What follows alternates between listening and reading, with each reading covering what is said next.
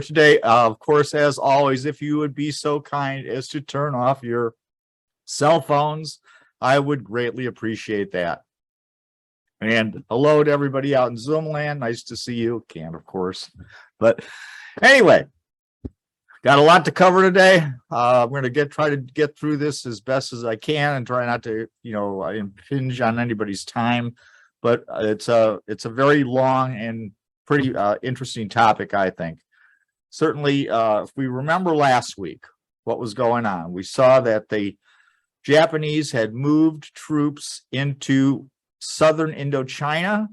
Indeed, by moving into southern Indochina, their goals were two big goals, really.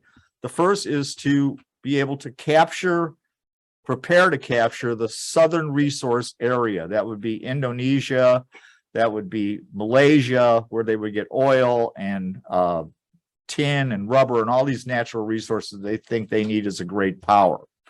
The second key piece for moving into this area is they're going to try to capture Burma. If they capture Burma, what they will be able to do at that point is they will be able to cut the last route into nationalist China for them to be supplied by perhaps the U.S. mostly at this point, because we've put them on Lend-Lease.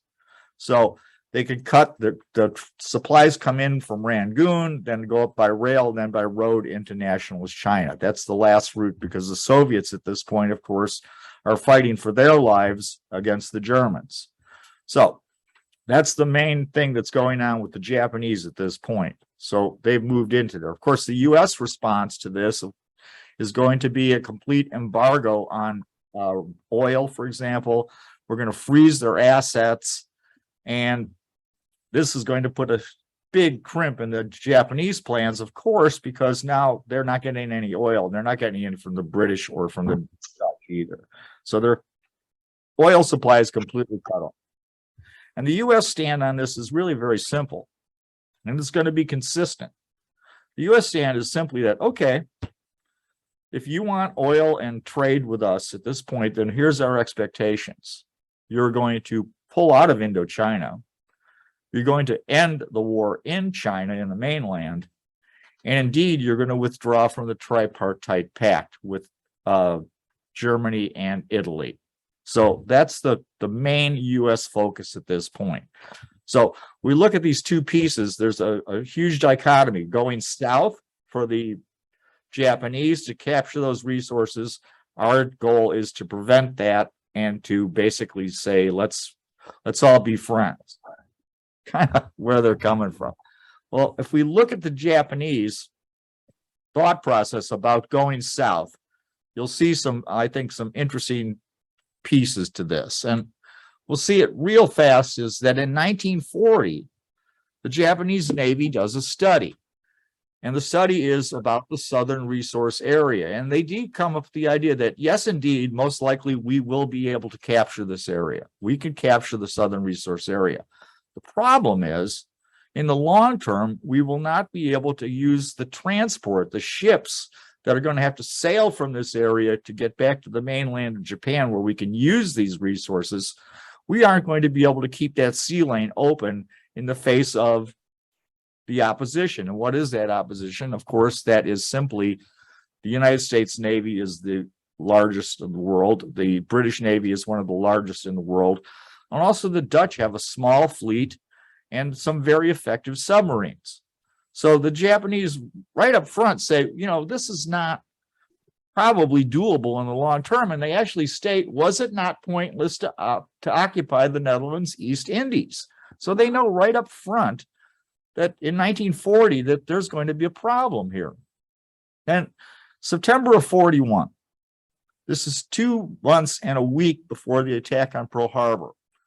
The Army says withdrawal of troops from China is preferable to war with the U.S. 2 months before Pearl Harbor. They already realize that the best course of action for Japan is to acquiesce to U.S. terms. Same day, Admiral Yamamoto, he is in charge of the Japanese fleet. He's not in charge of the Japanese Navy. He says that war with so little chance of success should not be fought. 2 months before Pearl Harbor. Admiral Fukudome, in October, he talks to Tojo. Now, Tojo, what he is at this point is, it's like he's the army minister to the government. He's in the army, he's a general, but at this point, he's actually serving in the government as army minister. And Fukudome says that we need probably to pull out of China because this isn't going to work out. And Tojo's reply is simply this, that they've had 200,000 dead in China already after 4 years of war, and that they can't bear to accept these losses without something. So it's really, the feeling again is always about China.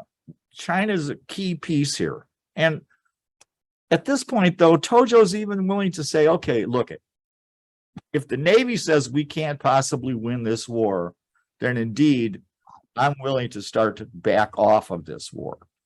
Well, the chief of the Navy is this gentleman, Nagano. And Nagano is totally bought into the fact that this is the golden opportunity, because Germany is going to beat Russia. They are going to beat Britain. That's going to cause the United States to not be able to do anything about what's going on in Asia. And indeed, they need to take this now. He's part of what we call the control faction. They always want to go south. So he thinks that this is, we had to jump on this. And Nagano, even though a lot of the other major people in the Japanese Navy, the admirals, think, oh, this probably isn't a good idea. We're probably better off backing out of China, doing what the United States says. And Nagano refuses to confront the army with Tojo. He won't come out and say that indeed this is a tough situation and the Navy can't guarantee victory. He doesn't do that. Well, then Admiral Oyakawa, what he is, he's the Navy minister to the government. He goes straight out and tells Prime Minister Konoe, which we'll talk more about. I keep talking about this guy, but he says, quite honestly, we have no confidence in victory. None. October 8th, Konoe goes to Tojo because it's critical that the army buy off on this. And he says, we can't win this war. That's what's going on. And the response from Tojo is this, which is amazing to me. Occasionally, one must muster up the courage to leap off the veranda of the Kiyomizu Temple. That particular temple is famous that it has no railing on its veranda. So amazing that this continues to go on. And then I think even more incredible is what's gone, oops, too far, is that on October 16th, Konoe resigns. And Tojo is going to be made the prime minister. Well, when we talk about Konoe, we talked about him before, but I view him as weak and vacillating. Remember, in 1937, late in 37, he had a chance to end the war in China with the Trautmann negotiations. He is bullied by the control faction to put unreasonable terms to the nationalist Chinese. And he says, okay, we're going to follow what the control faction says. We're going to put these harsh terms in. Of course, the Chinese are not going to accept those. He then compounds that error by saying, okay, well, not only that, but if you don't accept these, we're not going to negotiate with Chiang Kai-shek and the nationalists. We're going to only negotiate with somebody else. So this causes the war in China to go on much longer than it perhaps could have. Yes. Please speak a moment about the tone of that red quotation. Is he implying Hello. I'm in the middle of my class. What's up? One of that. To tell you simply, he's basically saying that they got to take the chance. That indeed, this is, again, he's more in the golden opportunity aspect of this. And so they have to take the chance. They have to risk everything And you just got to muster up that courage to risk everything. Said, He's not underestimating the danger and difficulty. no, Okay. no, he is not. Okay, well, let me talk a little bit about, so can we talk a little bit about Kanoe? Weak and vacillating. And indeed, I think at this point, cowardly, because he's going to not take responsibility for this war. Tojo, on the other hand, as prime minister, this comes as a shock to Tojo. The expectation is that an imperial prince is going to become prime minister. The imperial family decides that indeed that is not what's going to happen because they don't want to be implicated in this situation. They're frightened that indeed that this does go bad, then the imperial family will be held responsible. So they say, okay, we're going to put Tojo in charge. And Tojo is like, whoa, I didn't expect to be prime minister, but well, the emperor asked me to do that, so that's what I'm going to do. So we see more problems brewing here.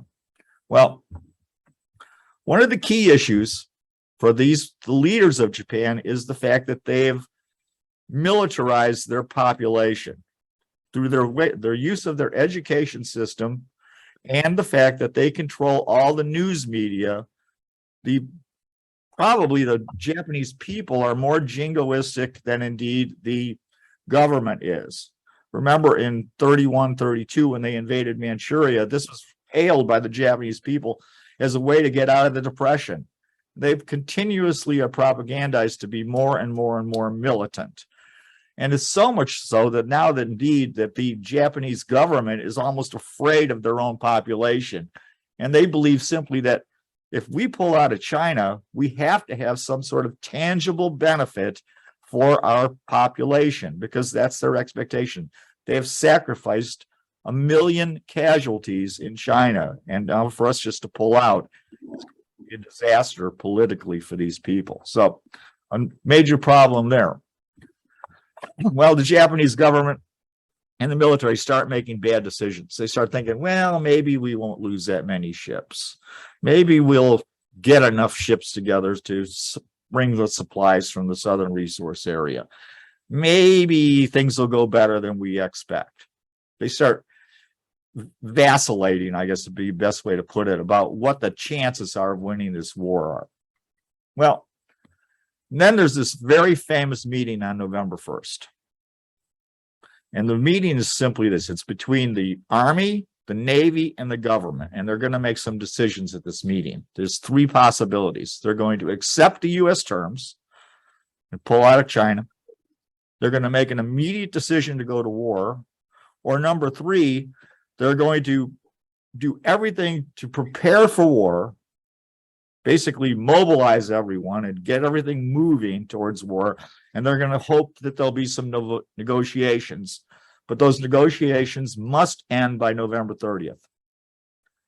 Remember, in Japan, November 30th is November 29th in the United States because of the U.S. The international date line, which we'll see in a minute.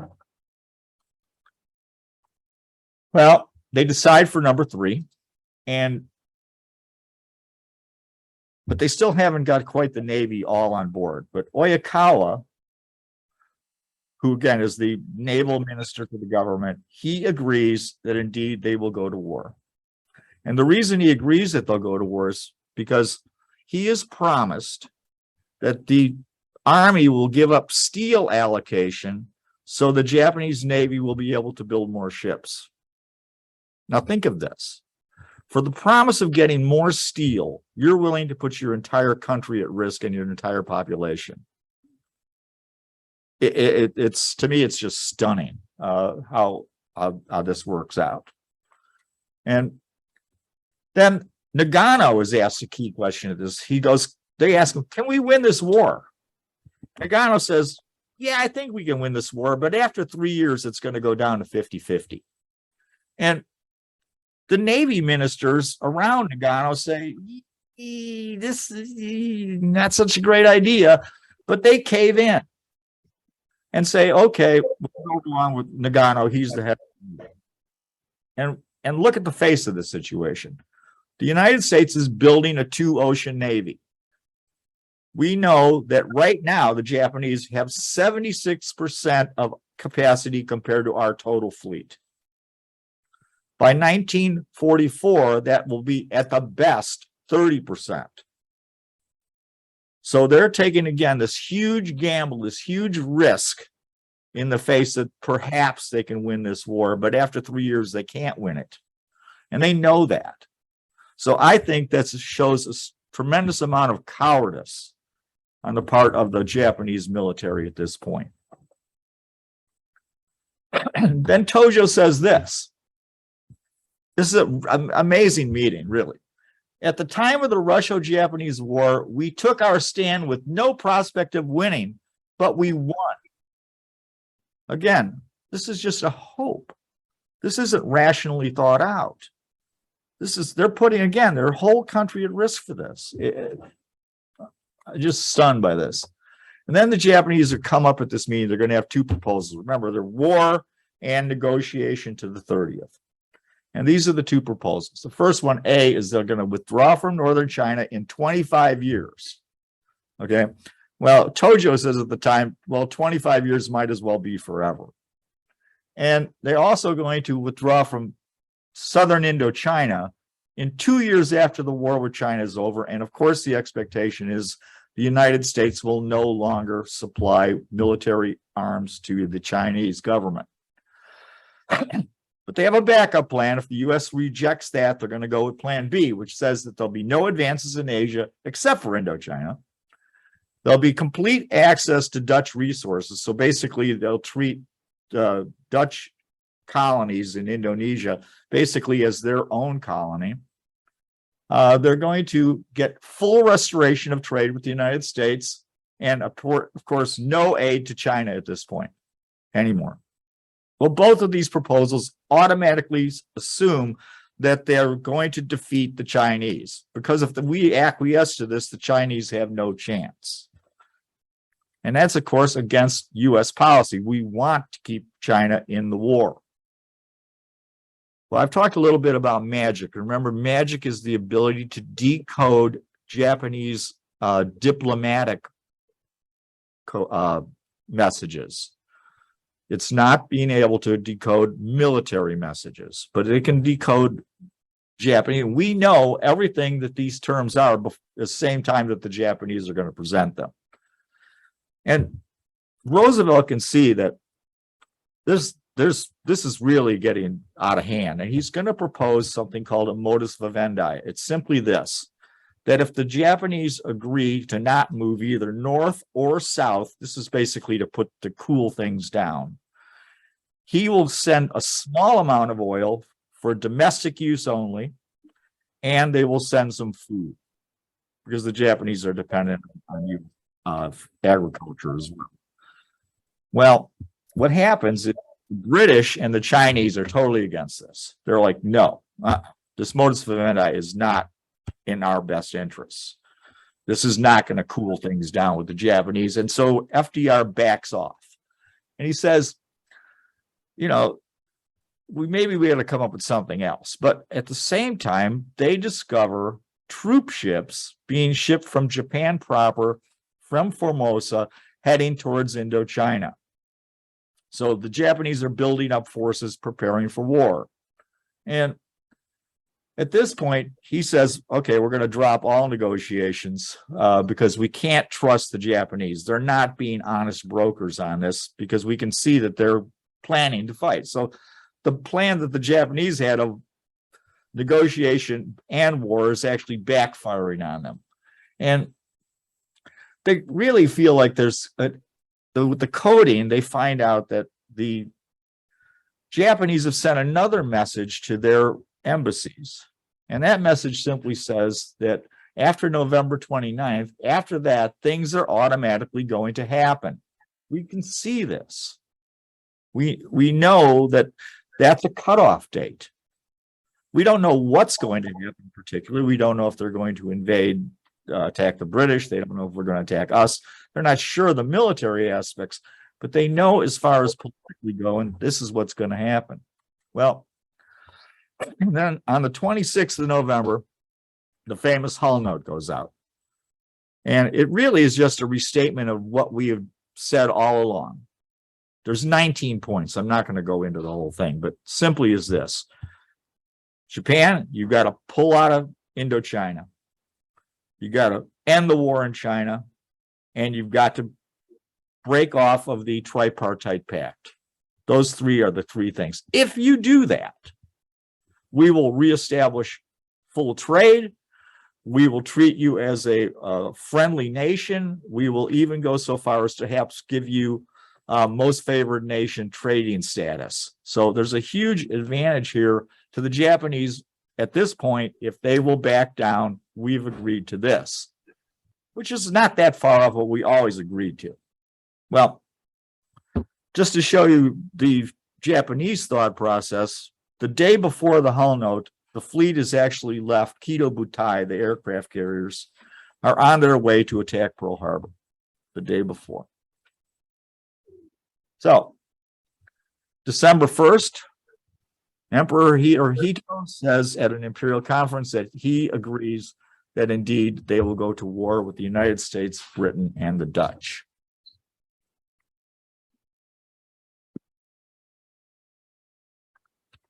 Well, the U.S. leaders have believed all along that since we know the Japanese can't possibly win, that indeed they're going to back off. And so we will stay rigidly to our proposals. We're not going to back down from this at this point. Because again, Japan can't win.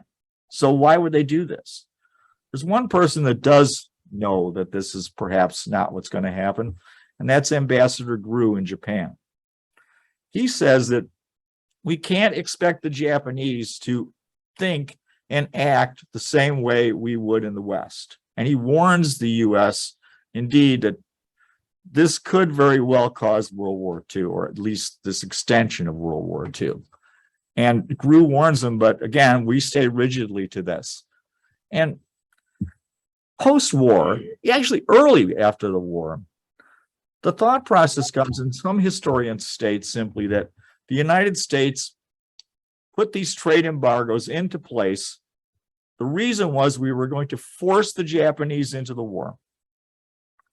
Well, if we think about this, there's absolutely no reason why we would want the Japanese into the war. None. We don't want them to. We want to fight Germany. We don't want to fight Japanese. How is this helping us fight Germany if we bring them into the war? It's not.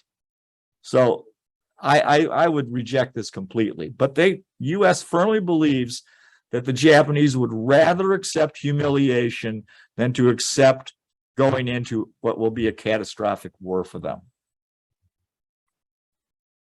And so in the months leading up to Pearl Harbor, we've seen, all I can tell you is a lack of moral courage on the part of the Japanese leadership. But they're blaming everything on China, that they can't accept pulling out of China because of the losses they've already had there. That this would be a betrayal to those dead. And in a sense, I can understand that, but at the same token, look at what the results are going to be. And I'll quote Rich Frank here in Tower of Skulls. He goes, speaking about the Japanese leadership, their failing was not fanatical blindness to the situation, but ultimately a lack of moral courage that their stewardship of the nation required. So the Japanese Navy has caved into this idea. The Japanese Army is into this idea, even though they all know that there's a huge chance that they're going to lose. The imperial family has backed off on this. There's no one in Japan at this point that has the moral courage, has the leadership, has the statesmanship to prevent this war. And indeed, they're going to have this war because no one will step up to the plate. I guess that's the best way to look at it. Well, now it's time to talk about the start of the war as far as the United States is concerned. And that's going to be the attack on Pearl Harbor. And we've seen historians like Gordon Prang, who wrote At Dawn We Slept. He wrote the book Pearl Harbor. He works with a Japanese officer named Mitsu Fuchida, who I think doesn't give him perhaps the best of information for history, but somehow this has been the narrative we've seen post-war that most of us would associate with Pearl Harbor, that it was an attack brilliantly conceived and meticulously planned. You've seen this in movies like Tora Tora Tora and movies like Pearl Harbor. My argument today is that the attack on Pearl Harbor was anything but brilliantly conceived and certainly not meticulously planned and was not really very well done or state of the art. And so hopefully that's going to be a significant change for some of you as far as Pearl Harbor goes. Well, let's look at this. Talked a little bit about Yamamoto, and he's head of the Japanese fleet. He's not head of the Navy. He is a gambler. He's such a gambler that he actually thinks that he's going to resign from the Navy and become a professional gambler at one point in his career. He's educated at Harvard.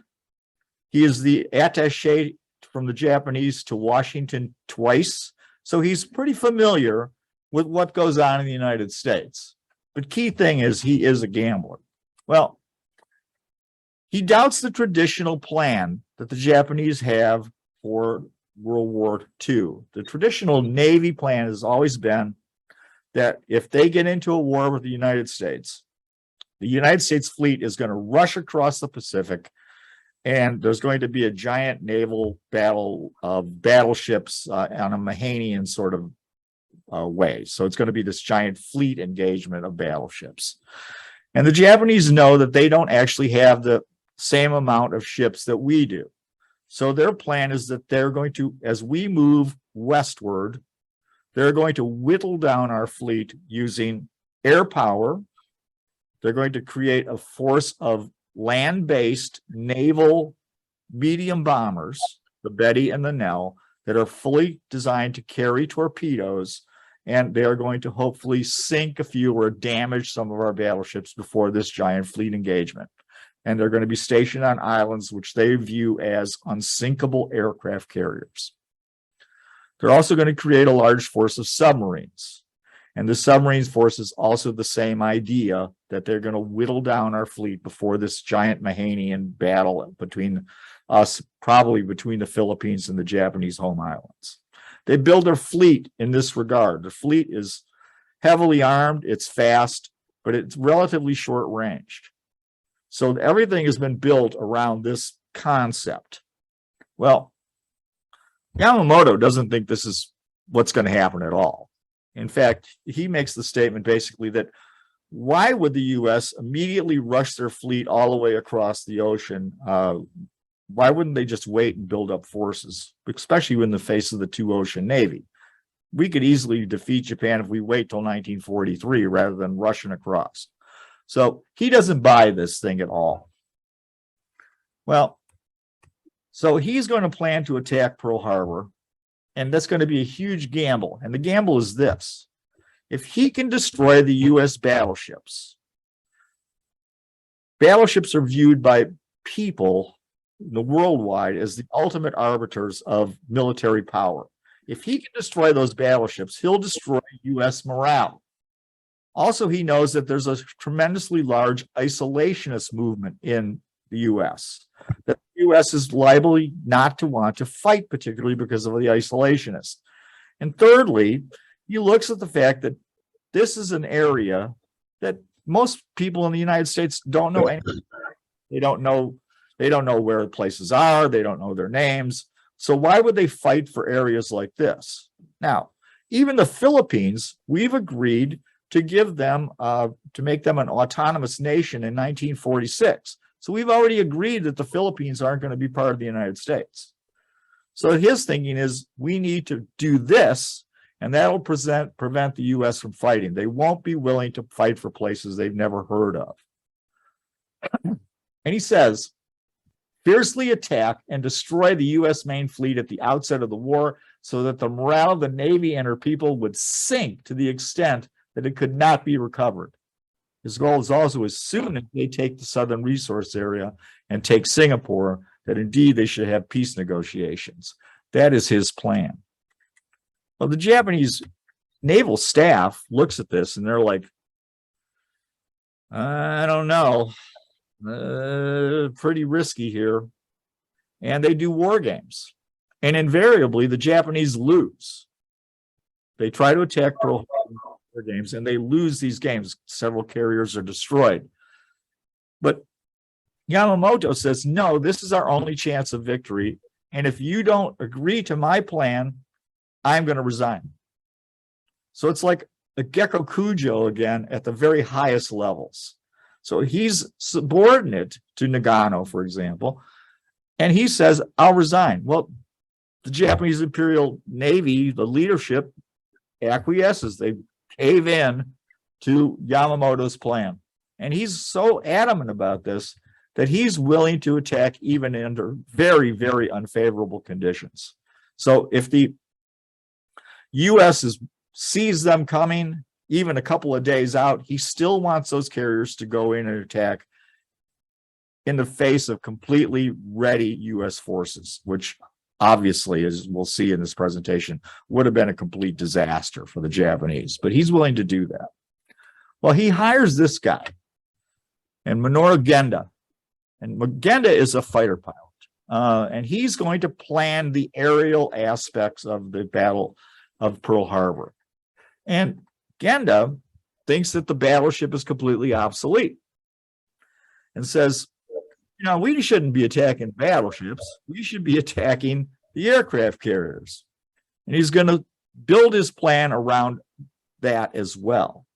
Now, that's exactly the opposite of what Yamamoto wants. He's not interested in the aircraft carriers. He's interested in sinking battleships to destroy our morale. And so you see right at the outset of this plan, we already have a disconnect between the top leadership and the people that are planning it. Well, another thing about this agenda that he'll create is he is very, very concerned about preserving the Japanese aircraft carriers.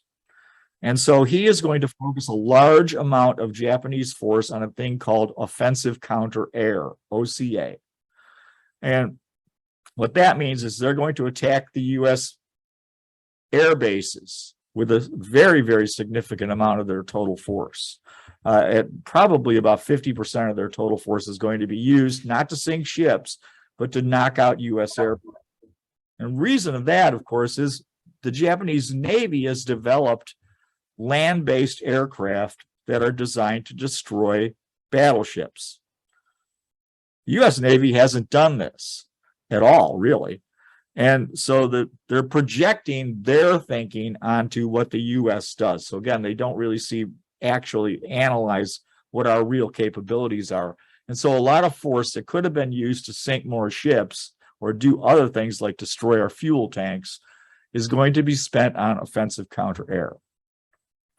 Well, the plan itself is he's going to be able to take a lot of aircraft, and there's no flexibility in this plan. So he's going to have 40 torpedo bombers, and torpedo bombers are the primary way that you're going to sink battleships. He's going to have 50 level bombers. The level bombers are going to carry this very large 1,760-pound converted shell. It's like a giant steel dart, and they're going to drop them from 10,000 feet. And there's going to be 50 of those planes, and they're going to be able to destroy battleships with those as well. So there's 90 planes basically assigned for destroying battleships. None of these people train together. The 40 torpedo planes, they train by themselves. The 50 level bombers, they train by themselves. The dive bomber pilots do the same. The fighter planes do the same. So there's no coordination between these four aspects of what they're going to use for this attack, which again is probably not a great plan. Probably should train together, and support each other, but they don't do that. So the other key piece here to me is Genda's plan for Chita is always that they will achieve complete surprise. they never really come up with a plan about what happens if they're not going to have complete surprise. So much so that right before they're ready to leave to attack the US, Yamamoto brings them in and says, okay, guys, let's look at our plans. Let's see what you guys are going to come up with. Let's see what we think here. And he looks at the plan. He goes, no, this looks pretty good. You know, I don't have too many problems with this. He goes, well, by the way, though, I don't see anything about what's going to happen if indeed we don't achieve complete surprise. And they're like, well, hey, we're working on that. And so they haven't worked on it. And what they're going to do next is they're going to try to cobble together something right away, because they realize that they totally have planned only if they have achieved complete surprise. And indeed, what they cobble together isn't a particularly good idea. So we'll get to that when we get to the attract. So a lot of faulty thinking with their basic plan at this point. Well, that brings us to the aircraft carriers themselves. And the original thought is that their aircraft carriers, remember I talked about their airships generally don't have long range. Only 3 of their carriers have enough range to get from Japan to Pearl Harbor and come back. And so they're thinking, well, we'll only use 3 carriers. And Genda's like, oh, no, this is not what we need. We need to use all our fleet carriers in one big group. And the Japanese developed the capability to refuel at sea. It's a long story. I won't go into that. But so key thing here, though, is 2 of these carriers are brand new. They've only been with the fleet for about 2 or 3 months. And that's the Shokaku and the Zuikaku. And these 2 carriers are described as green as spring grass. And their air units are green as well. So the Japanese actually have to take instructors from their schools and put them on these 2 carriers in order to continue for them to train these people in basic carrier skills. So instead of preparing to attack ships in Pearl Harbor, these guys are spending their time learning how to land on carriers, how to take off on carriers, and how to fly in formation. So these planes from these 2 carriers are only going to be used for OCA, offensive counter air. So that's a key part of this. So these planes right now, over a third of what their capability is to sink ships is only going to be used for OCA.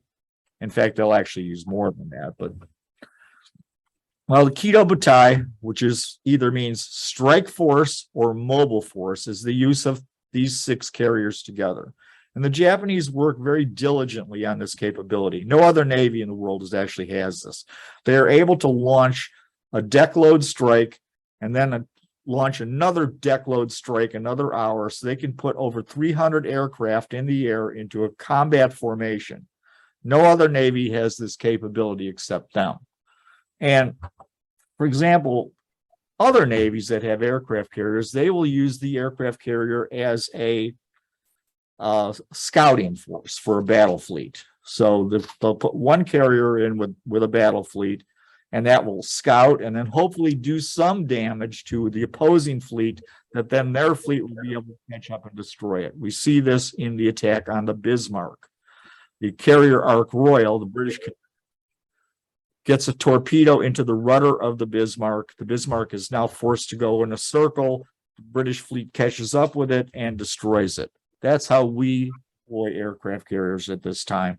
That's how everybody else but the Japanese, only they have come up with this idea. When we look at their actual aircraft, there's no doubt at this point Japan is the world leader in naval aviation.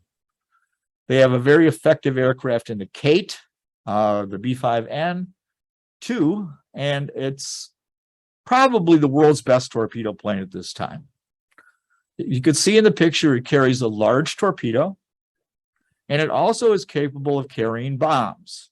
And if you see the lower picture, you can see that giant 1,760-pound steel dart that will be used to try to destroy battleships as well as torpedoes. So this plane is going to carry the weapons that are going to be able to kill battleships. It's a fast plane. It's got really long range. It's got some problems though. It doesn't have self-sealing fuel tanks, for example.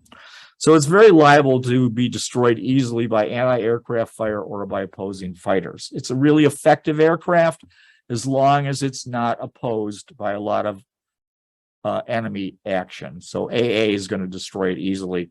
Fighters easily will take these things down. Is that why you said they were gonna bomb 10,000 feet? No, that's two different ideas. The reason they're going to bomb at 10,000 feet is in order for that big bomb to get enough momentum to crash through the steel plates, the armored deck on those battleships. So it needs it's like a steel dart, look at it that way, but dropping it at 10,000 feet, it's going to come through, you'll have enough momentum to punch in and then explode in the internal aspects of the battleship. That's why it's a ship killer, a battleship killer.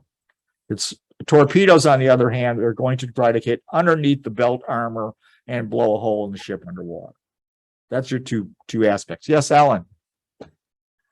Surprised that they're able to fuel all these aircraft and these aircraft carriers when they have been choked for fuel. Is this because they have already resources in? No, the effect of the embargo on fuel. That's the question: is how do they have fuel for this? The Japanese have a 2-year reserve of fuel. They know that after 2 years, indeed, they are going to be completely out of fuel, but they have a 2-year reserve of fuel at this point. So let us talk about a big issue with torpedoes. This is probably one of the more famous aspects of this battle. Pearl Harbor is shallow. It's only at parts 40 to 50 feet deep. Torpedoes, when they're dropped from an aircraft, will frequently plunge down as deep as 100 feet or even further, depending on how high you drop them. So there's a problem to use torpedoes in Pearl Harbor, a big problem. So much so that the United States Navy doesn't really worry about this. And big problem there. Well, the Japanese are going to have to find a way to overcome this problem. And they're going to use, their torpedoes are different than ours right from the outset. And if you can see in this picture, you'll see this little fin, the top picture, an actual Japanese torpedo. And then on the bottom picture, you'll see a mock-up of a Japanese torpedo. And unlike most torpedoes made in the world, Japanese torpedoes are different, and they have two little fins on the side, right? And those are gyroscopically controlled fins. And the idea of that is when you drop a torpedo, if it doesn't drop completely straight, then the fins will help right the torpedo and get it online better. The other thing the fins are capable of doing is if you drop a torpedo and it's too deep, the fins will help to raise it up quicker. Well, even with that capability, the Japanese torpedoes still run too deep. So they need to come up with another idea. And the idea is simply this, is that they're going to put wooden plates on those anti-roll fins on the side of the torpedo. And so when that torpedo is dropped in midair, that gyroscope is already functioning, and it's starting to control that torpedo in midair. So a torpedo is going to land flatter. And when it lands flatter, and it's not going to run so deep. And indeed, so basically in midair, these torpedoes are already being adjusted by the use of these little fins. When they hit the water, those fins are going to break off.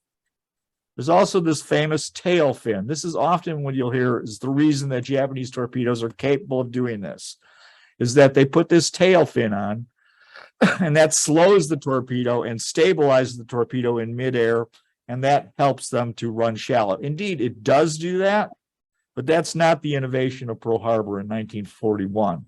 That fin has been on the tail of Japanese torpedoes since 1936. By the way, the United States sees these stabilizing fins, and we adopt that in our torpedoes after Pearl Harbor. Of course, we can't adapt the side fins because our torpedoes don't have those. So that is why torpedoes are being able to be used at Pearl Harbor. Well, Another key piece is going to be dive bombers. And the dive bombers, those that don't know, they come up at high altitude, approximately 10,000 feet again. They dive down, they go down to 2,000 feet, they drop their bomb so it's much more accurate, and then they pull out.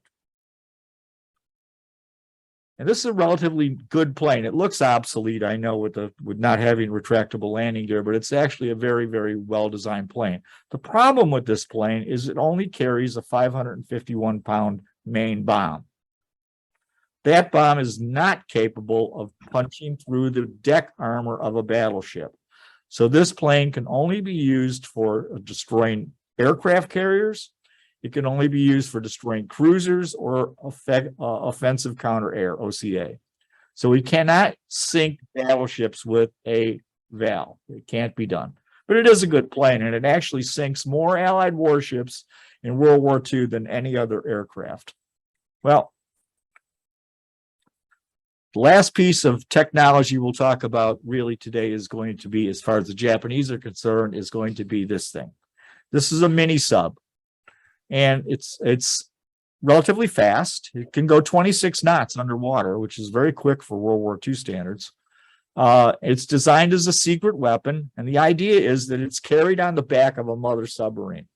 And the original thought is it's going to be an ocean-going weapon. So when the U.S. fleet is coming across, heading towards the Philippines, Japanese mother subs will launch these in the path of the U.S. fleet, and these will go in and get hits and whittle down our fleet so they can have the giant Mahanian battle.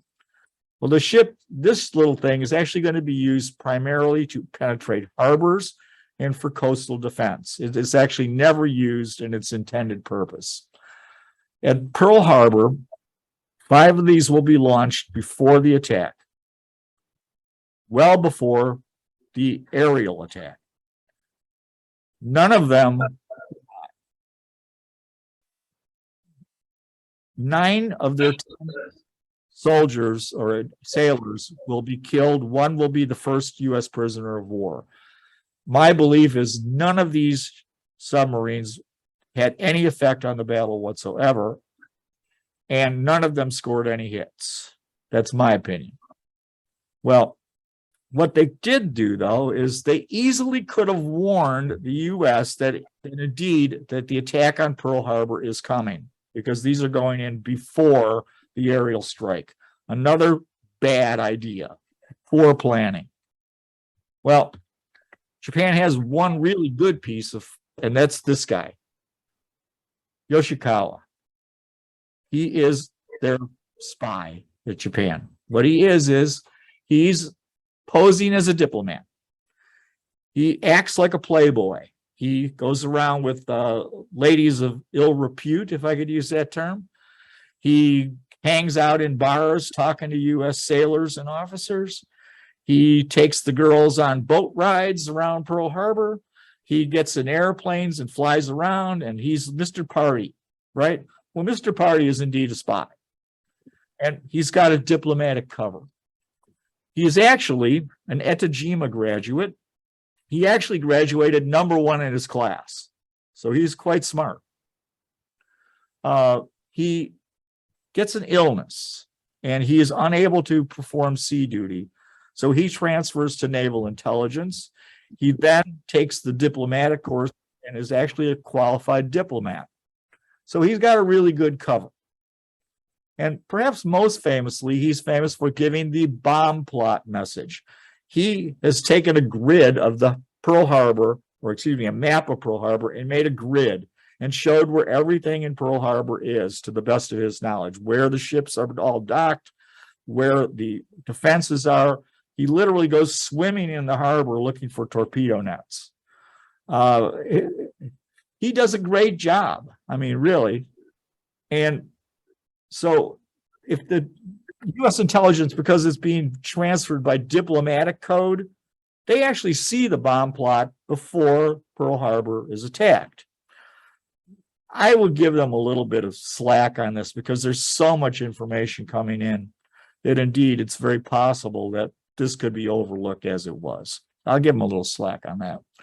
But what's most important for our lecture today is the fact that 24 hours before the attack on Pearl Harbor, he sends a message out to Japan that then is radioed to Kido Butai. Remember, Kido Butai is under radio silence, so they will transmit nothing. But they can receive messages, and 24 hours in advance, they receive the message, what's in Pearl Harbor. They know all the battleships are there. They know the aircraft carriers are not there. They know that there are no torpedo nets. All that information comes in 24 hours in advance. What does Genda and Fuchida do with that information? Nothing, really. They don't change their plan. They have the opportunity 24 hours in advance to change the plan because they now know there's no carriers. They don't do that. What they do instead is, well, we hope that the carriers will come back. I really find it difficult to think that hoping is a good plan for the military, but that's indeed what they do. Well, that brings us to the attack. And the first part of the attack is going to be, of course, these midget submarines. The Condor is a minesweeper. It spots a periscope. It calls in the destroyer ward. The destroyer ward is basically just been reactivated. It's a very old World War I destroyer, and it's manned by reservists. The captain himself has only been on board this ship for 24 hours. So a lot of people at Pearl Harbor don't think too much of the ward, okay, to put it bluntly. And the ward doesn't find the submarine. It's looking, but it doesn't find. But they are warned, and they're really on high alert now. And all of a sudden, a few hours later, they see what looks like a conning tower of a little submarine. And it's following a ship called the Antares into what's called they have a anti-submarine net at the entrance to Pearl Harbor. And it's going to follow this Antares through the net because the net's open to let the ship in. And they see this and they're like, whoa. And they head in as fast as they can. They get within really close range and they fire 2 4-inch shells and drop 4 depth charges. They then radio to headquarters. Hey, we've fired on a sub. We've hit the sub and we dropped 4 depth charges on the sub. We believe we've sunk it right at the mouth of Pearl Harbor. What does the Navy do? Nothing.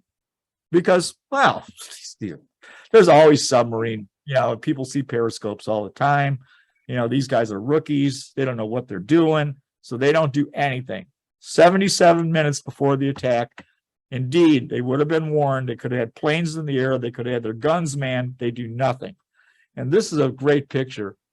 The submarine was found, I'd say, in the early 2000s. They did research around Pearl Harbor, and they could actually see a 4-inch hole into the submarine that was fired by that gun. That's the first shot by the United States in World War II right there. And you can see that we got a hit. So, and we sank a submarine. Of course, we don't do anything about it. Well, then we have brand new radar. Yes, sir. They have the information. Who were they reporting to? But surely there were people in command there who saw that. If you got half a brain, you do. Well, your answer is they don't have half a brain. They are, we'll get further on that. It was that particular night was party central for the Navy, but we'll get there. So they've got radar. They got it in July.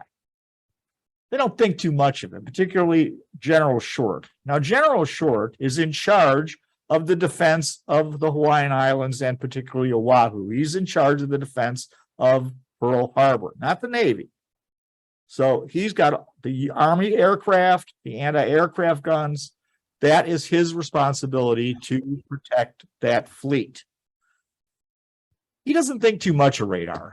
What's this newfangled radar stuff? I've never heard of this. And so he's basically going to only run the radar for 4 hours a night. So at 6 a.m, he's going to shut the radar off. Okay.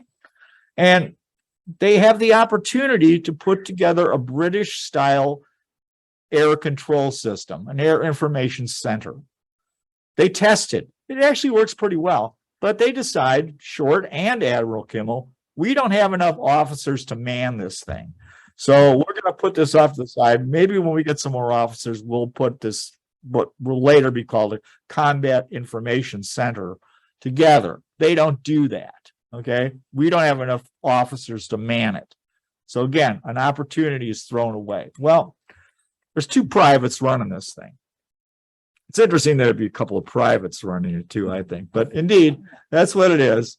They're out there for 4 hours and their time is up. And they're waiting for the truck to come pick them up. And one of the privates is pretty new. And he says, you know, I could use some more training on this thing. Let's keep it running for a while. And that way I'll get a little bit more practice. So they do. They keep running it. And next thing you know, son of a gun, they see a giant blip. Hey, what the heck is that? I've never seen a blip that big. And they decide, well, maybe the thing's broken. So they test it out and they look it out and they go, doesn't seem to be broken. It seems like there's a giant blip out there. What the heck is this thing? And they make a phone call. There's no officers available to take this phone call. There's a phone operator. And the phone operator goes, oh, there's nobody around. I'll go find an officer. So he runs and finds this Lieutenant Tyler, who has been temporarily assigned there. Basically, they assign a guy there for a week. So he has no training. And they go to Tyler. The phone operator goes to Tyler and goes, hey, these guys have seen this giant blip. This looks like there's something coming in. And Tyler goes, don't worry about it. Don't worry about it. Because he has been told previously that there's a flight of B-17s coming in from the United States that are going to land on Oahu and then transfer further to the Philippines. So he knows that's going on. And that's 55 minutes before the attack. So once again, we have a golden opportunity, our golden opportunity, to get planes in the air and get those AA guns manned. We don't do that. When we look at the attack, it's two waves. The first wave is the orangey colored lines. The second wave that's going to come in an hour later is the dark blue lines. There's 183 planes in the first wave, and there's 168 planes in the second wave. The first wave contains the planes that are capable of sinking battleships, the torpedo bombers and those level bombers with that giant 1,760-pound converted artillery shell from a guy. Okay, that's what they have, and they're going to be put in charge of a guy that I've talked a little bit about, and that's Mitsu Fuchida. This is the actual attack plan for the torpedo bombers at Pearl Harbor. I personally painstakingly built this, so you know, I'm very proud of it. So, so the dark black lines at the top indicate the plan for the 16 torpedo bombers that have been allocated to destroy the aircraft carriers. Of course, there are no aircraft carriers. Okay, that's 16 planes. Has also been told that there's an old, obsolete, decommissioned battleship called the Utah that's used as a target ship. And they are told specifically, do not waste torpedoes on the Utah.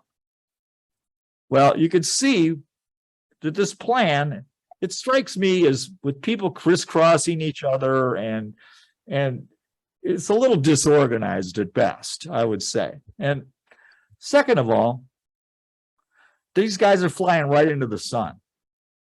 So they're going to have a tough time seeing. Also, if you notice that if they don't have the opportunity to hit a carrier, what they are supposed to do is they're supposed to come around in a circle and they're supposed to come in on these two white lines. That's their alternate attack plan. The attack plan for the torpedo planes that are going to destroy the battleships on Battleship Row, there's 24 of those. They are to use the red lines. And once again, you can see a lot of crisscrossing there. So again, there's a lot of chance for interference between these two, between each group. And both groups because the guys are coming from one side, the guys are coming from another, and they have the opportunity to get in each other's way. And we'll talk more about how that actually works out. But the more important thing to me at this point is simply this. They do not assign specific targets to specific torpedo planes. They basically say to these two big groups, you guys go in and get hits. It seems to me it would have been a better idea to assign people to certain aspects of this, and it simply could have been done this way. Japanese torpedo planes run in groups of 3. They're called a shotai. The Japanese shotai could have been modified to groups of 4. Why would you modify them to groups of 4? Simply this. It's thought that it takes 4 torpedo hits to sink a battleship. You've got 40 torpedo planes. So if you break them into 4s, you could have them into 10 individual groups. Each group would be assigned a specific target, which they do not do. And you would number those targets. So you would say, okay, we know because of Yoshikawa, we know where everything is in Pearl Harbor. We know where ships normally are docked. So you would just say, okay, Shotai 1, you go for target 1. Shotai 2, go for target 2. Of course, if those targets aren't available, they're not where they're supposed to be, then you would have a backup assignment. The Japanese never do this. Perhaps a better idea would have been to have the capability for the strike leader, Fuchida, to assign people. So you could have said, look, we're pretty sure there's no aircraft carriers. So we're going to use those 16 planes that are flying around in a group to attack aircraft carriers. We're going to use those as a reserve force. Those then could have been sent to individual targets again by number. One piece that's important to note is Japanese radios are terrible. Back in the day, I'm sure when you were kids, you probably had a transistor radio from Japan.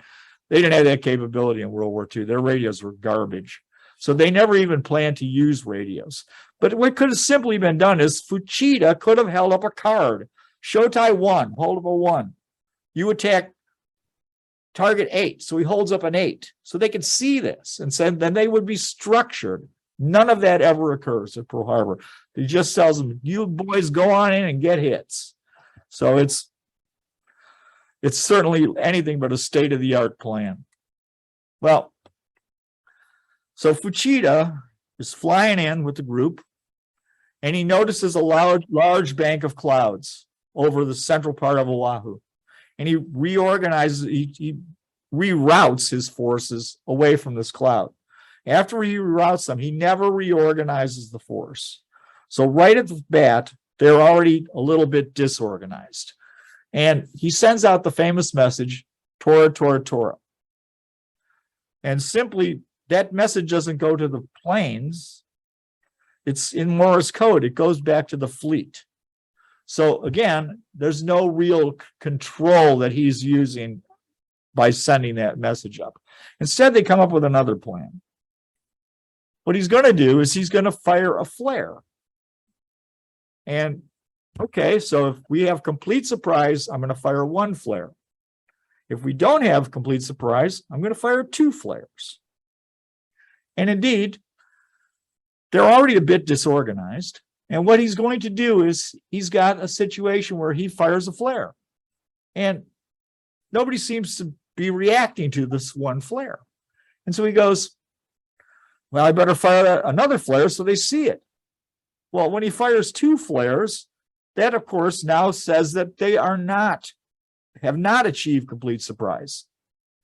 So now they're even more disorganized because remember, I told you earlier in this presentation, they don't have a really good plan if indeed they are going to have to attack in the face of opposition. So, my thinking, if the plan is working and the main plan is that we've achieved surprise, why do I have to fire a flare? Why don't we just do it? There's really no reason to fire a flare unless there's a disruption to the plan. So again, it makes no sense why you would do this. Well, what happens when they do this is this. is the plan for disruption, no surprise, is that the dive bombers are going to attack Ford Island. You can see I've got that with a red circle there. So they're going to attack Ford Island first. This was not part of the original structure of the plan. The original structure was the torpedo planes are supposed to come in first. But the idea of doing this is that this will draw fire away from the torpedo planes. Unfortunately, if you look at the design of a ship, if I got a ship, on the starboard side, I've got anti-aircraft fire. On the port side, I've got anti-aircraft guns, right? Those guns fire one direction because the structure of the ship is in the way to fire the other way. So if I attack Ford Island first, the guns on one side of the ship can defend Ford Island. The guns on the other side of the ship can't do anything about it, okay? Because they can't shoot that way. So what this actually causes is it warns the people on the ship that indeed there's an attack going on. So one thing to note that the U.S. fleet is at condition 3. That means 25% of their anti-aircraft guns are manned at all times, and they do have available ammunition. So these guys now are warned that there's an attack going on, so they're at their guns and they begin to cause damage to those torpedo planes that are now coming in behind after this dive bombing attack. Once again, a major issue with planning that is not really well done here. So we see that indeed, all this is really going to do is cause them to have more casualties. In fact, 5 torpedo bombers on that side are going to be destroyed, primarily because of this. And that's a big, big problem with what goes on with, again, lack of planning and particularly disorganization caused by Fuchida. Well, we can see in this picture now that the red circles are oil slicks. So these ships have already been hit by torpedoes because they're spewing oil into it. If you look carefully, you can see 2 lines of torpedoes that are going into these ships, right? And you look at the yellow circle, it's really simply that is believed to be a midget submarine. There was a show on Nova called Killer Submarines at Pearl Harbor. And I would say that perhaps they took some liberties with their thinking in regards to what's going on here. But certainly I can't guarantee you that that's not a midget submarine, but I'm pretty confident that it's not. But this is the most important part of the attack because torpedoes are most likely to sink a battleship. And they do score 19 hits. 15 of those are going to be on battleships. So indeed, the torpedoes do their job. Most of them run successfully in the shallow water. They do cause a tremendous amount of damage. It's just the dispersion of the damage might be a problem. So, like I said, does this picture reveal a midget sub? Probably not, but it makes for TV, doesn't it? So this, I think, is probably a key picture. This is taken by the Japanese during the attack. And you can see in the very middle of the picture, you can see a giant water spout coming up from the West Virginia. And that's a torpedo that's just hit it. But I want us to look at the lower left arrow. That is where the 16 torpedo bombers that were there to destroy the carriers are coming in. 6 of those planes drop on the Utah.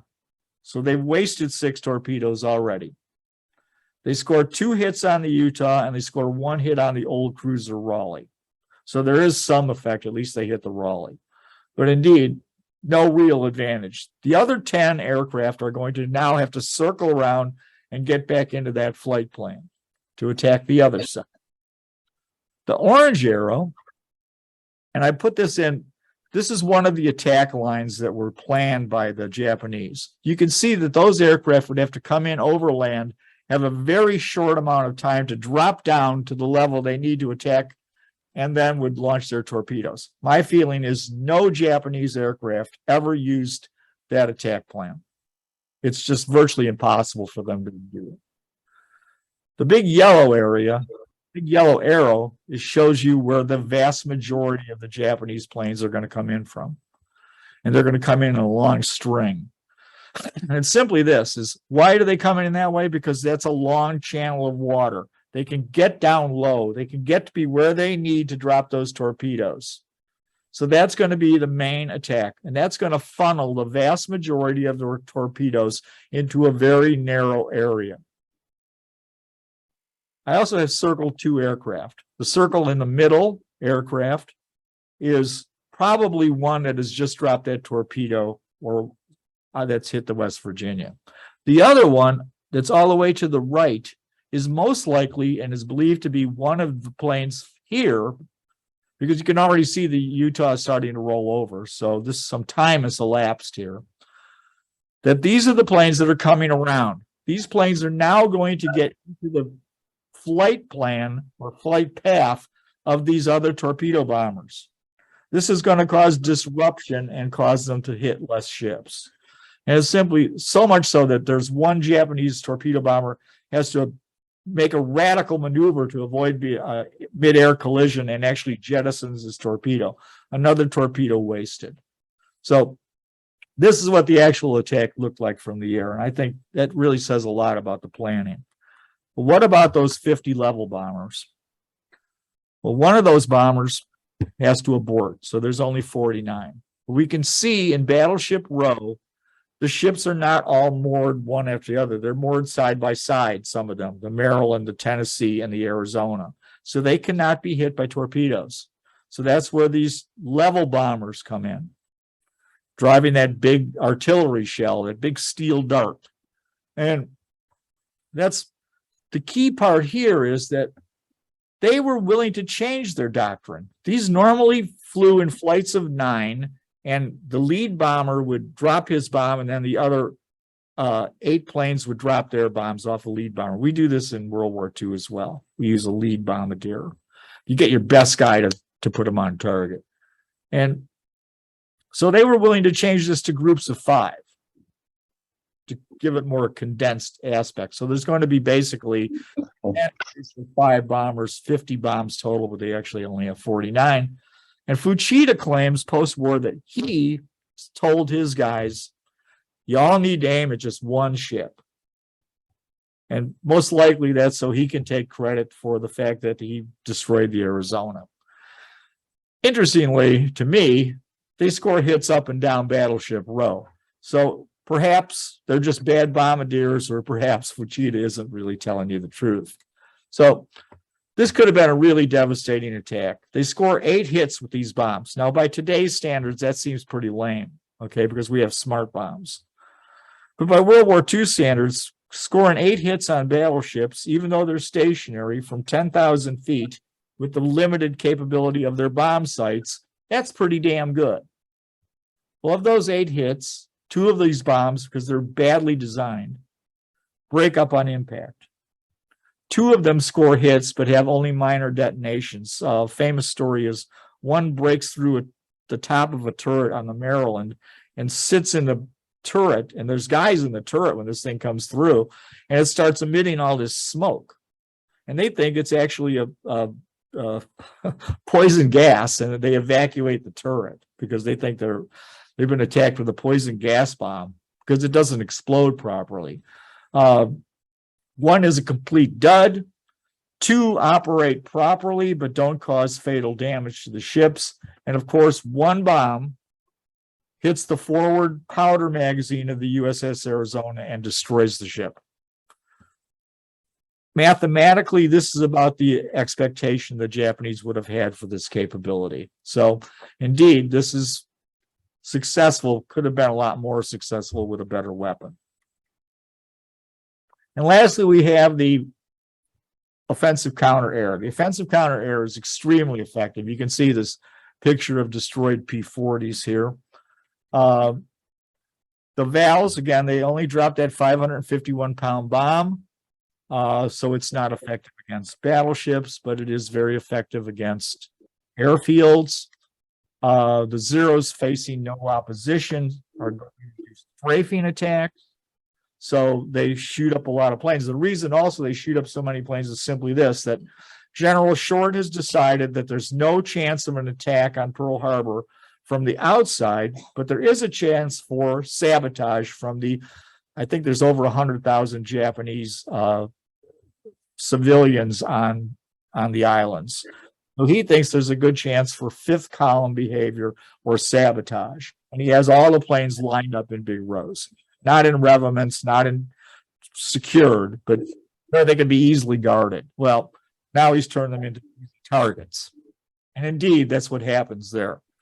Well, the first wave virtually destroys air power on Pearl Harbor. It's pretty amazing how successful they actually were. First wave wiped out numerous aircraft. Well, so the second wave is coming in, and the second wave is basically going to use dive bombers to try to destroy carriers, which aren't there, or to destroy cruisers. They're not to destroy battleships. Their bombs are not effective.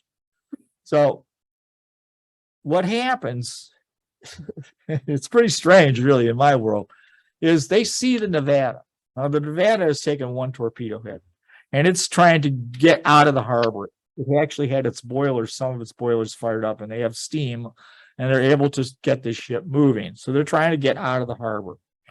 And this draws Japanese dive bombers like bees to honey. Okay. They see this thing and they're like, remember, their orders are not to attack battleships. Instead, they see this thing and they're like, all right, let's go sink this battleship. And so 15 or 16 of these 78 aircraft go after the Nevada. They score 5 or 6 hits, but again, these hits aren't real effective. The Nevada is forced to beach. It's been hit by one torpedo, should take 4. But one torpedo, there's a problem, is they don't have all their officers and all their people on board like they should have.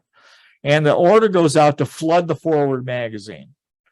The order is misinterpreted, and they flood the forward magazine and they flood the back magazine. The ship is it's an old ship. It doesn't have particularly good watertight integrity. And the ship is now drawing so much water that indeed they decide that what they're going to do is they're going to beach it.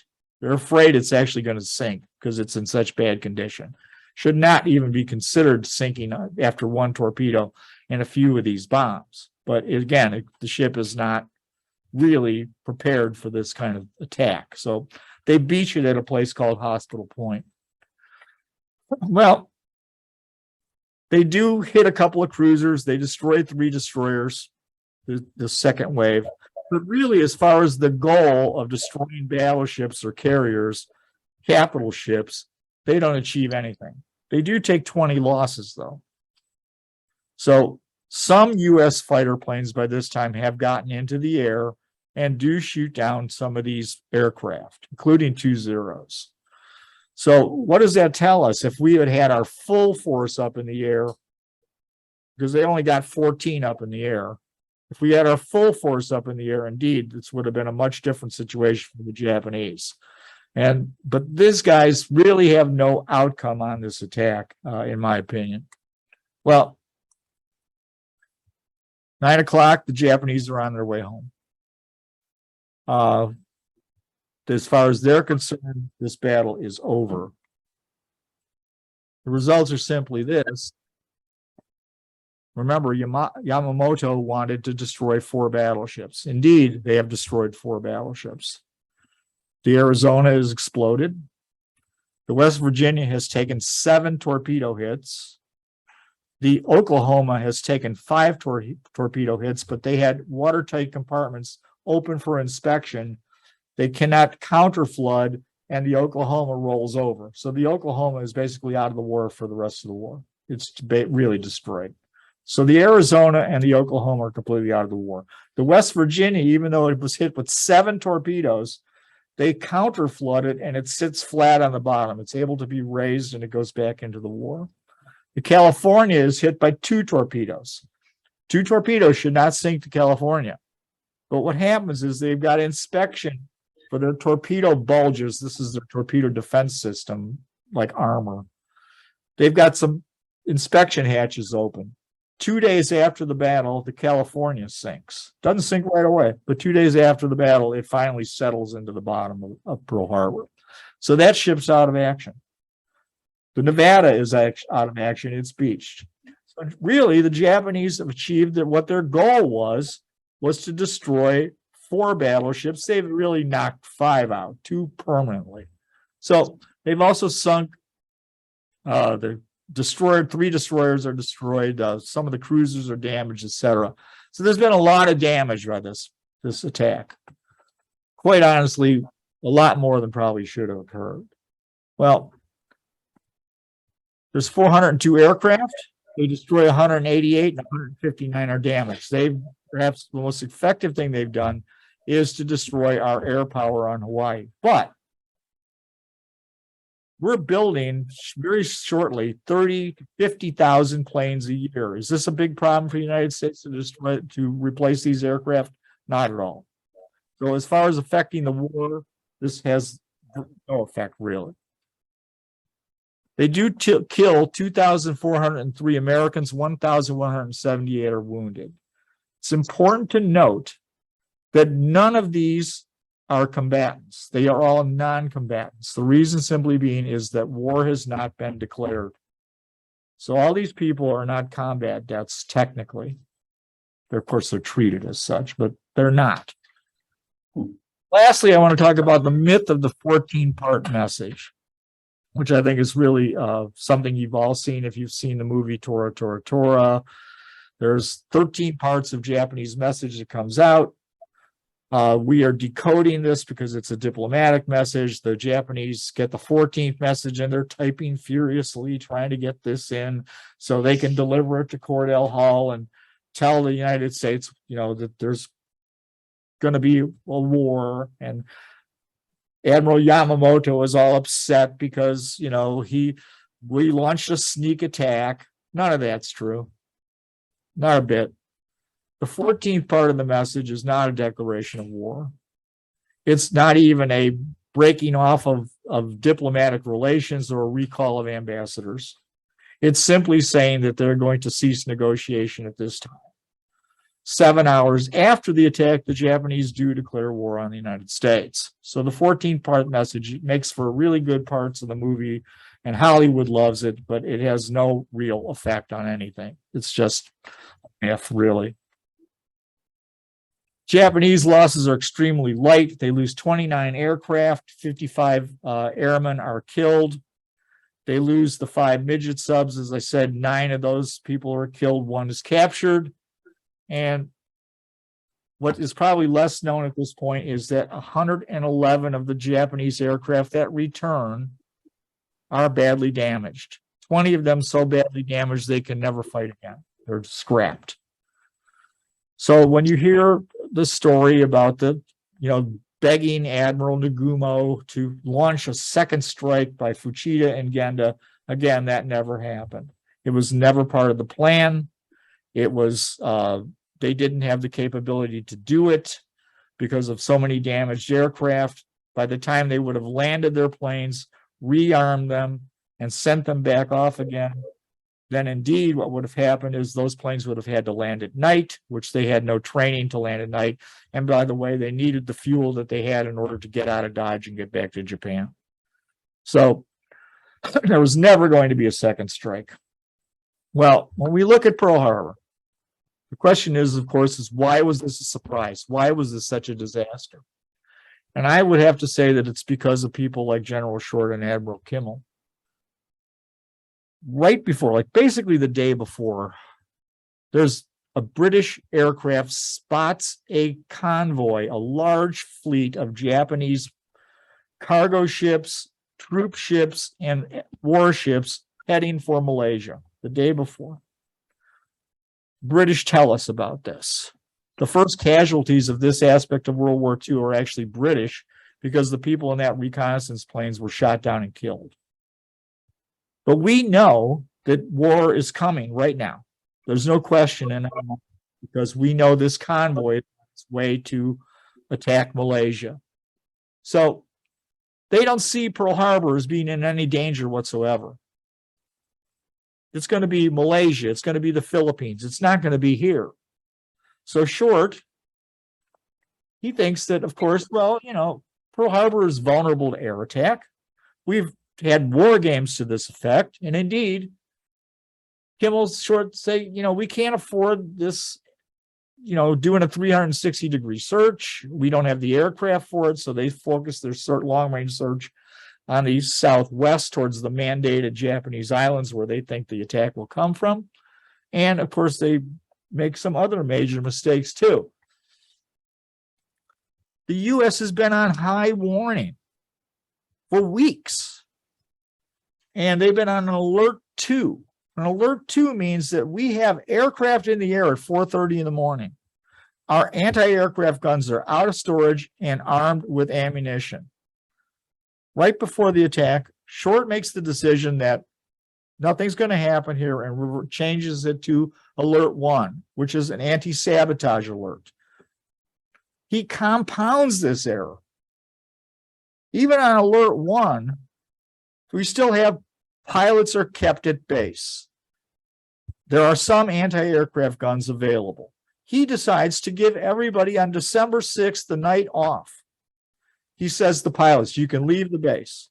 He locks up all the anti-aircraft guns. All the ammunition is locked up the day before Pearl Harbor. It's incredible bad luck. And the only thing I can say as to why he does this is since they've seen that convoy, they think this is the last day before World War II is going to start. And they decide to give the boys one last night out before the war. It's incredibly bad luck, really, and bad planning. We also have tested this British-style combat information center, which I've talked about, the radar. That, of course, is ignored. Well, let's look at Admiral Kimmel. He's been given a war warning, been told, indeed, there's something going to happen. What does he do? He doesn't have his fleet fully manned.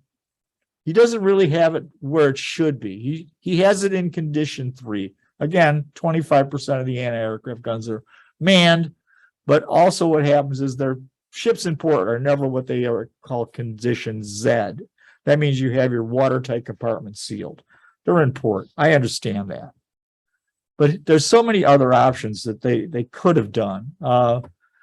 He could have used a thing called an outer air search. Remember, we don't have the planes to do a 360-degree long-range air search. But the U.S. Navy had a plan in place for a thing called an outer air search. An outer air search means you would fly groups of planes out, maybe 100, 150 miles. They would circle around and basically be there observing and be ready for an attack. We have that capability. It's part of our plan. He doesn't do it. That would have given us 40 minutes of warning to get people in the air and get those ships in a combat condition. He doesn't do that. He doesn't deploy torpedo nets. He firmly believes that there's no chance that they're going to have a torpedo attack in Pearl Harbor. It's too shallow. He lets the boys go home for Saturday night. The officers are off the ship. There's a lot of officers that have bases, apartments, etc., on the island. So they don't even return to the ship till the next day. So a lot of these ships don't have their full complement of officers. And it's amazing that he does the same thing that Short does. And the only thing, again, I can say is because they believe that the war is going to start in Malaysia. And finally, he's told by his, he asks his intelligence officer, Captain Layton. And he asked Captain Layton, well, where's the Japanese Navy at? What's going on? And Layton can account for 90% of the Japanese Navy through radio direction finding primarily. And he gets into this position and he goes, okay, well, you told me where all these ships are, but you haven't told me where the carriers are. And Layton goes, I don't know where the carriers are. And Kimmel gets a little angry and goes, well, you mean that the carriers could be rounding Diamond Head off Oahu right now and you wouldn't know where they are? And Layton says, I'm sorry, I just don't know. I can't answer because the Japanese carriers are under radio blackout. So he doesn't know where they are. No one knows except the Japanese. And so he doesn't, even with that information, increase his level of fleet readiness. And I think most important when we talk about Kimmel is this. He goes, after the attack, he goes, I never thought those little sons of bitches could pull off an attack so far from Japan. Well, it's so obvious that what you believe a enemy will do compared to planning for what they're capable of is going to lead to a military disaster, which is what happens at Pearl Harbor. So when we look at this whole presentation, we've seen that the Japanese are willing to gamble the fate of their nation on Germany beating Russia and Britain. That's their gamble for the major players. We see Yamamoto willing to gamble the fate of the nation again on this attack on Pearl Harbor because that would destroy our morale. Unfortunately, he loses that gamble significantly. It certainly doesn't destroy our morale. What it does do is it automatically destroys the isolationist movement. The isolationist movement disappears virtually overnight after this attack. And what he does also is he creates an incredible amount of anger towards the Japanese people because of this attack on Pearl Harbor. And that's going to lead to losing huge on that gamble. So I would just say simply this.